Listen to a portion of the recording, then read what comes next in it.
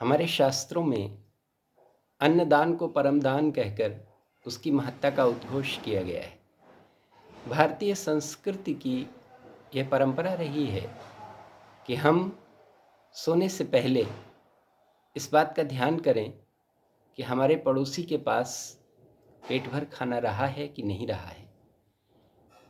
आज इस विडंबनाग्रस्त युग में जब हर व्यक्ति केवल अपने तक सीमित रह गया है, जब केवल अपना सुख सर्वोच्च निष्कर्ष बन गया है, सर्वोच्च शिखर बन गया है, उस समय कुछ नौजवान विषमताओं के बीच में आशा का दिया जला रहे हैं।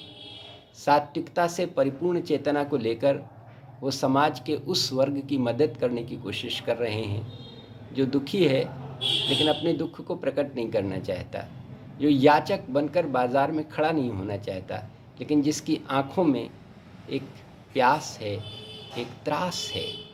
उस त्रास को समाप्त करने के लिए हमारे रोटी बैंक के सदस्य, पहले तो फर्रुखाबाद में ये शुरू हुआ, प्रारंभ से ही जब से प्रारंभ हुआ तब से फर्रुखाबाद में भी इसकी शाखा चली।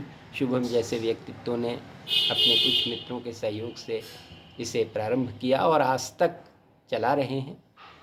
विक्रम जी जैसे लोगों ने पूरे देश में इसको जोड़ा, इसकी स्थापना करके एक ऐसा वर्ग खड़ा किया सरकार के समानांतर। सरकार जो कर रही है, हम उस पर कोई प्रश्न चिन्ह नहीं लगा रहे हैं, उसकी सद्भावना पर हमें कोई शंका नहीं है, लेकिन उसके क्रियान्वयन पर प्रश्न चिन्ह लगते हैं, क्योंकि यहाँ तक आते आते सूख जाती हैं सभी नदियाँ।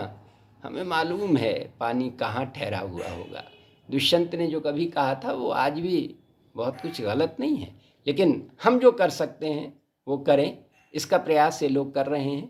बहुत पहले कभी मैंने एक पंक्ति कही थी कि एक रोटी सा दिखेगा पूर्णिमा का चंद्रमा, एक दफ़ा फाका कशों वाली नज़र से देखिए।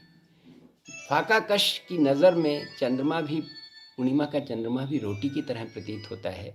और ये बच्चे हर मंगलवार को उन फाका कशों के पास जाते हैं और उन्हें रोटी नहीं देते, आकाश के चंद्रमा को तोड़कर उनके हाथ में रख देते हैं।